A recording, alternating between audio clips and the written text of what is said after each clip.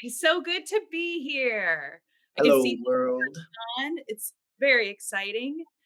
My name is Blair Bloomston. I am the CEO of Game On Nation, and I'm here with Jason Martinez, not CEO, CEO of myself, but Director of Brand Innovation at Game On Nation. as we get started, it's so important to share with everybody who might be tuning in who we are at Game On Nation and what we do. We are a training firm. We are dedicated to helping professionals grow. We love the chance to lead in our gamified, game based training style.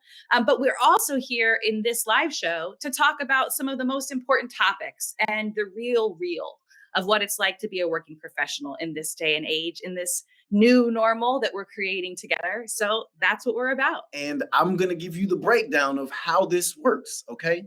So if you come to our live stream, you will hear us talk about what we are writing about in our Game On blog. So if you haven't subscribed to the Game On blog, this is my pitch. You can go subscribe to that right now on our website. This is the beauty of communicating in this crazy way. We live in the future. I love it. Yeah, can you guys tell this isn't scripted? Mm-hmm. Mm-hmm. Our topic today. So Steve's story is called How's the House?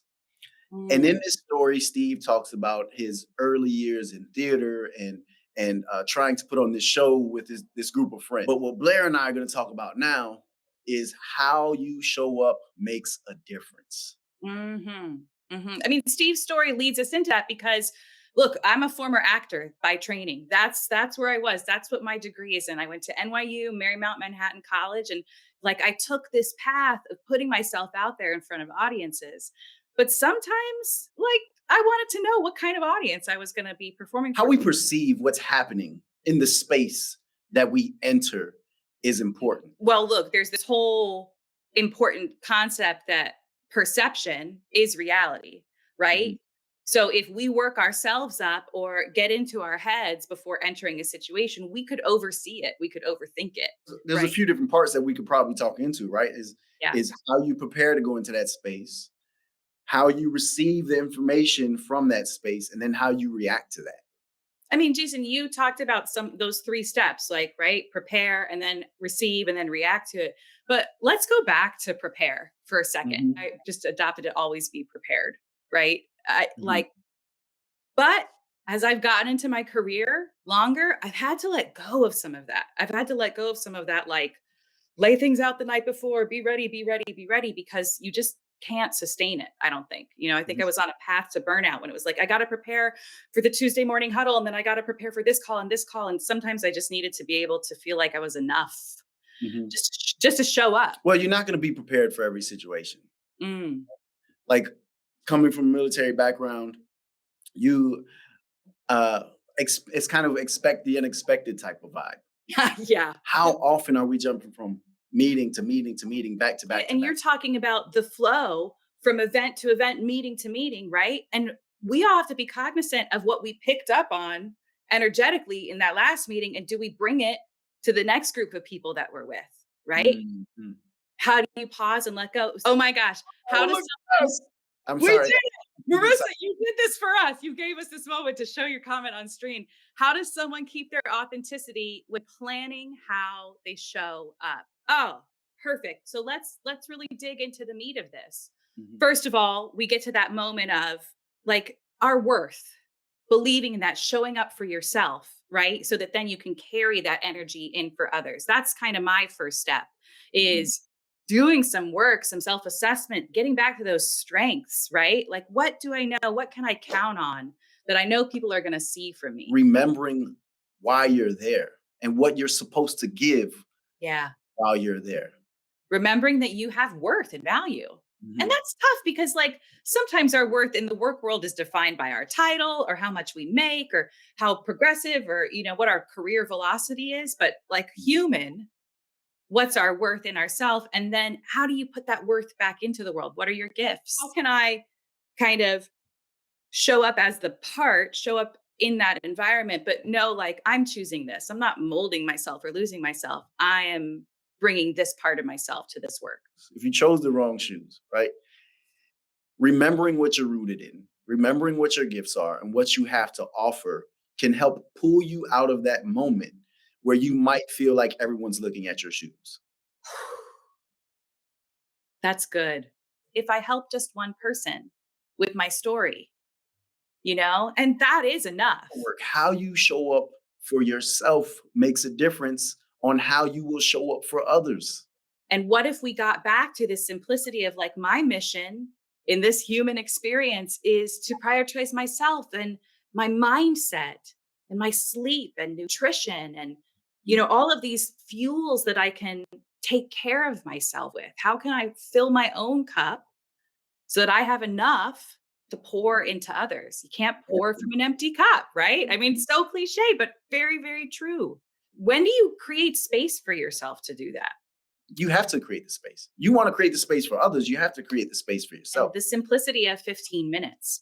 I would say it's something that I aspire to do more of. I'm getting my 15 minutes in lately by just a walk around the block. And Mhm. it's tough because I have these aspirations of like, oh no, I gotta do at least an hour to make it meaningful. Otherwise, like, why even bother? But Mhm. those 15-minute steady, like just decompress a little. My little kids follow me, so I can't walk very fast.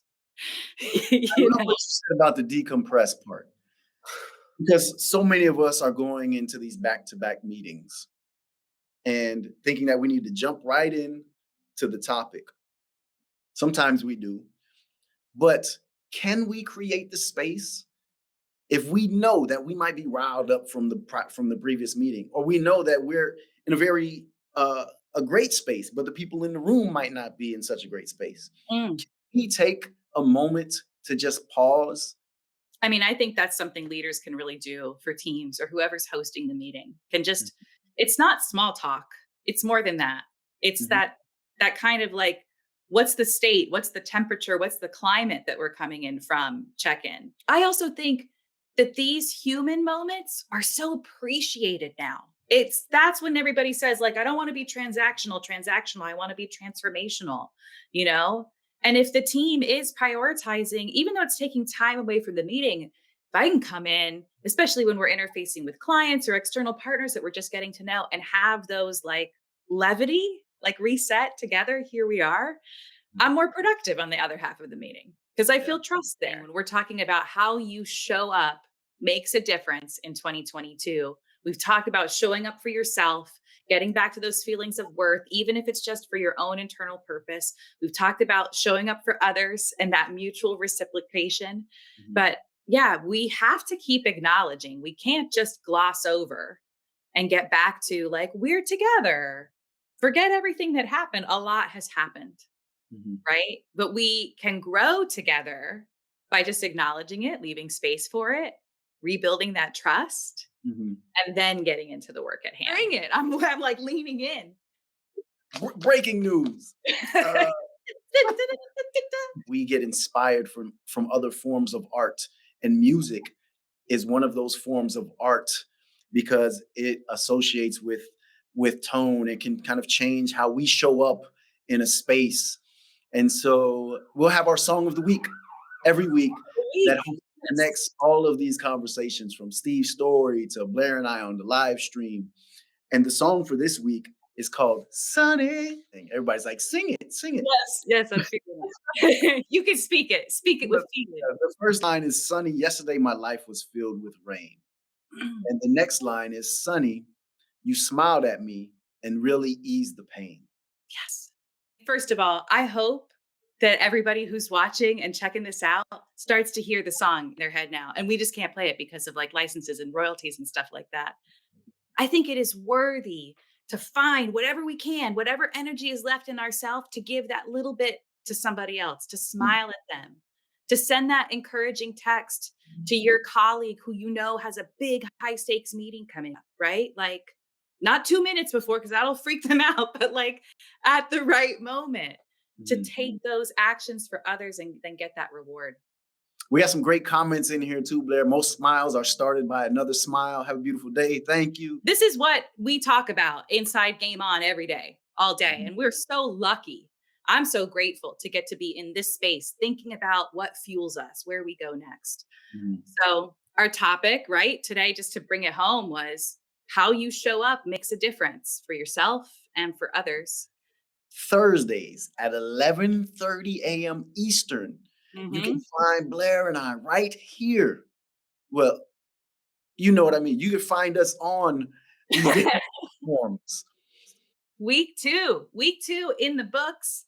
You guys, this was so fantastic. Thanks to everybody who watched. Please like, share, subscribe. We've got more good things to say and more advice ahead. We'll catch you next week.